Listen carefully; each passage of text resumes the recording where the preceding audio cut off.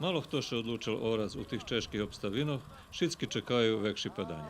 Naša ekipa ochotare Strimskого valalu Manđelos naišla na jeden traktor, ktorý uspješno oral tvardu strimsku ženu. Ko je podrivao, taj može da ora.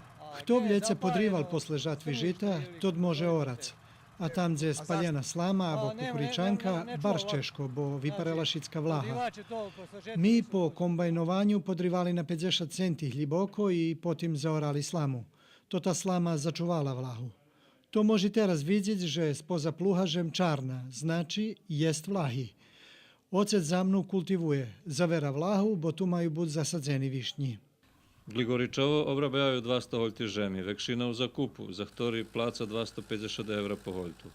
Na 6,5 holtoch majú višní, ktorým teraz 6. rok, tá toho roku vošli do polného rodu a tu budú ešte posadzení višní na 2,5 holtoch.